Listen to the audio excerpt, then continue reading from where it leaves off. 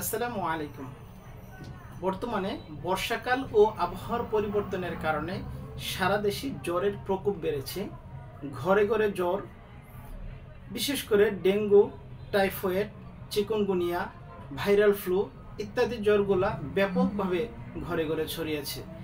আমি আজকে আপনাদের সাথে এই জ্বর নিয়েই কিছু আলোচনা করব।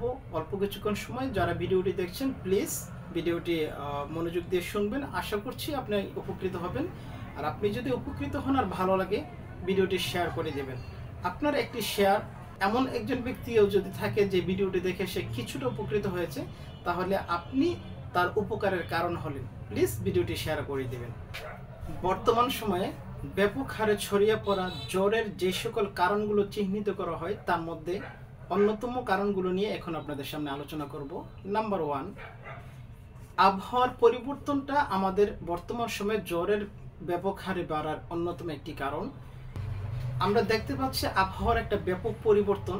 সকালবেলা যদি থাকে একটা ভ্যাপসা গরম, দুপুরে থাকে প্রচণ্ড পরিমাণে রোদ, সন্ধ্যায় থাকে বৃষ্টি, আবার রাতে থাকে গরম।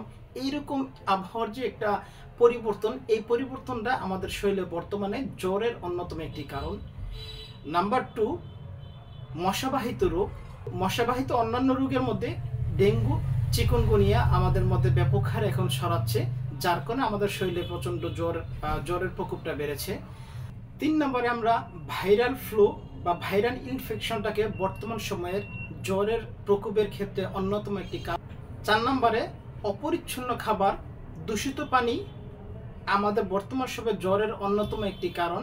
কারণ অপরিচ্ছন্ন খাবার, দূষিত পানি থেকে আমাদের টাইফয়েড, হেপাটাইটিস, জন্ডিস ইত্যাদি হওয়ার সম্ভাবনা থাকে, আর সেগুলো থেকে আমাদের জ্বরের প্রকোপ বেড়ে থাকে। 5 নম্বরে আরও একটি কারণ যেটা ধারণা করা হয়, আমাদের শরীরে বর্তমানে রোগ প্রতিরোধ ক্ষমতা কমে গিয়েছে। কারণ বর্তমান সময়ে আমরা এমন একটা স্টেজে এসে দাঁড়িয়েছি, মানুষ প্রচুর পরিমাণে অ্যান্টিবায়োটিক খেয়েছে বিভিন্ন প্রয়োজনে। মানুষ বুঝে না বুঝে অনভিজ্ঞ ফার্মাসিস্টের পরামর্শে বা কোনো ডক্টরের পরামর্শ না নিয়ে নিজের ইচ্ছায় বিভিন্ন ধরনের অ্যান্টিবায়োটিক নিজেরা খেয়ে শরীর রেজিস্ট্যান্স করেছে, শরীরের রোগ প্রতিরোধ ক্ষমতা কমিয়েছে, যার কারণে আমাদের শরীরের ইমিউনিটি লেস হয়েছে, যার কারণে আমাদের শরীরে বর্তমানে জ্বরের প্রকোপটা বেড়েছে বলেও ধারণা করা হয়ে থাকে। সম্মানিত ভিউয়ার্স, জ্বর যেভাবেই হোক আমাদের জানতে হবে এই জ্বরের প্রাদুর্ভাব থেকে বাঁচার আমাদের করণীয় কি, বা জ্বর হলে আমরা কি কি করতে হবে। নাম্বার 1, জ্বর যদি আমাদের শরীরে আসেই জ্বরের শরীর বিশ্রাম চায়, আমাদেরকে পর্যাপ্ত পরিমাণে বিশ্রাম নিতে হবে। এর পাশাপাশি সোপ, ডাবের পানি, ওরসালাইন, তরল জাতীয় খাবার খেতে হবে, যেন আমাদের শরীর বা ভিতর ঠান্ডা থাকে। শরীর মুছে দিতে হবে, মাথায় পানি দিতে হবে। কিছু কিছু ক্ষেত্রে জলপট্টি দিতে পারলেও অনেক আরামবোধ হয়, সেজন্য জলপট্টি দিতে পারে, সারা শরীর মুছে দিতে পারে।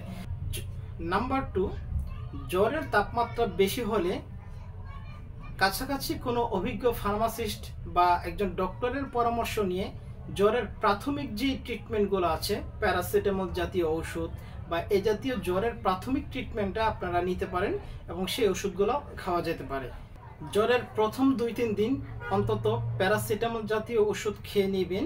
পাশাপাশি ঘরোয়া যে ট্রিটমেন্টগুলো আছে, সোপ, ডাবের পানি, ওরসালাইন, সেগুলো খাবেন, তরল জাতীয় খাবার খাবেন, শরীর মুছে দিবেন, ইত্যাদি ইত্যাদি কাজগুলো প্রথম 3 দিন করতে হবে। পরে একটি বিশেষ সতর্কতা হলো, আপনাদের মধ্যে যদি জ্বর কখনো 102 বা 103-এর উপরে উঠে যায়, চাইলে সাপোজিটরি প্যারাসিটামল ব্যবহার করতে পারবেন, তবে একজন অভিজ্ঞ ফার্মাসিস্ট বা একজন ডক্টরের পরামর্শ অনুযায়ী। 3 নম্বরে আমরা মশারি টানিয়ে ঘুমানোর চেষ্টা করব। মশাবাহিত যে রোগগুলো আছে এই সময় প্রাদুর্ভাব বেড়ে থাকে। এই মশাবাহিত রোগগুলো থেকে বেঁচে থাকার জন্য, বিশেষ করে ডেঙ্গু, চিকুনগুনিয়া থেকে বেঁচে থাকার জন্য আমাদেরকে মশারি টাঙিয়ে ঘুমানোর অভ্যাসটা তৈরি করতে হবে। 4 নম্বরে পরিষ্কার পরিচ্ছন্ন খাবার ও বিশুদ্ধ পানি আমাদের পান করতে হবে। দূষিত পানি পান করার কারণে আমাদের টাইফয়েড হওয়ার সম্ভাবনা বেশি থাকে, যার কারণে আমাদের শরীরে জ্বরের প্রাদুর্ভাবও বেড়ে থাকে। বিশেষ সতর্কতা, সম্মানিত ভিউয়ার্স, জ্বর যদি 3 দিনের বেশি অতিক্রম করে তাহলে অবশ্যই কোনো না কোনো ডক্টরের শরণাপন্ন হবেন। অ্যান্টিবায়োটিক কখনো ভুলেও আপনারা নিজেরা খেতে যাবেন না। একজন ডক্টরের পরামর্শ নিয়ে তার দেখানো দিক নির্দেশনাগুলো অনুসরণ করবেন। যদি কোনো ইনভেস্টিগেশন দিয়ে থেকে সেগুলো করে তার সাথে দেখা করবেন, দেন ডক্টরের পরামর্শ অনুযায়ী আপনারা পরবর্তী পদক্ষেপগুলো নেবেন।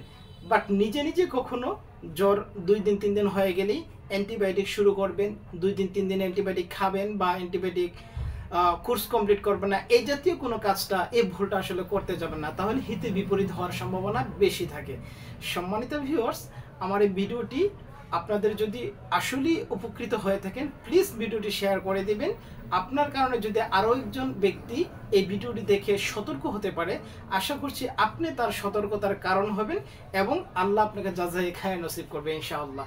আমার তৌফিক ইল্লা বিল্লাহ। দেখা হবে পরবর্তীতে নতুন একটি ভিডিও নিয়ে। আপনাদের যদি কোনো ব্যাপার থাকে, প্রাথমিক ধারণা নেওয়ার জন্য কোনো ব্যাপারে, প্লিজ ভিডিওর কমেন্টসে জানিয়ে যাবেন। আমি চেষ্টা করব আপনাদেরকে সহজ সাবলীল ভাষায় ব্যাপারটি নিয়ে আলোচনা করার জন্য। আসসালামু আলাইকুম ওয়া রাহমাতুল্লাহি ওয়া বারাকাতুহু।